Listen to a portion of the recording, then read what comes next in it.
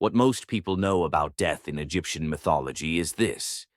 When someone dies, their heart is weighed against a feather. If the heart is lighter, they are allowed into paradise. If heavier, their soul is devoured. Yes, this part is true. But what many don't know is that this final judgment is only the end of a much longer and dangerous journey. Let me take you through that journey, the soul's path through Duat, the Egyptian underworld. It all begins at death. But death, to the ancient Egyptians, wasn't the end. It was the beginning of a test of purity, faith, and integrity. The first step, mummification.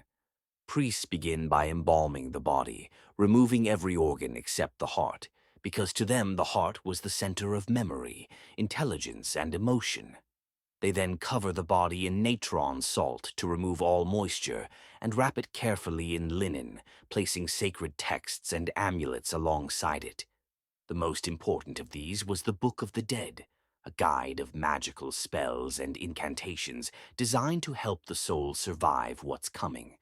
Once the body is buried, the soul awakens and passes through a massive magical gate. There the soul is greeted by Anubis, the jackal-headed god, guide of the dead. He leads the soul to begin its passage through Duat, the first great obstacle, the river that separates the world of the living from the dead. If the person was wealthy, they were buried with a boat to ferry them across. If poor, they had to rely on a spell from the Book of the Dead, swimming through the dark waters on their own. Beyond the river stand gates, each one guarded, each one more dangerous than the last. The sands around them cut like blades. The ground is made of fire. Monsters, demons, and false gods try to tempt or destroy the soul. They offer lies, fake promises, and distractions. To pass, the soul must recite the correct spell, know the name of every gatekeeper. If even one word is wrong, the journey could end right there. After surviving the trials, the soul reaches the Hall of Ma'at, where the truth is laid bare. There it faces the 42 judges, each a divine being representing a moral principle. Before them, the soul must confess and prove its purity.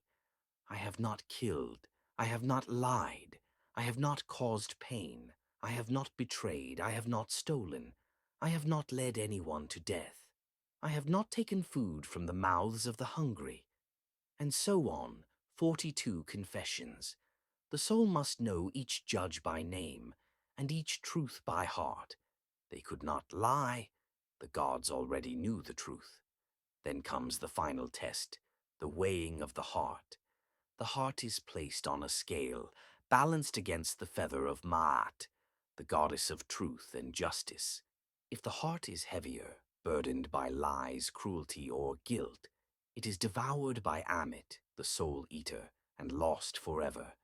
But if the heart is light, pure, then Osiris, lord of the underworld, grants the soul passage to the field of reeds, a perfect reflection of life on earth, but free of pain and suffering.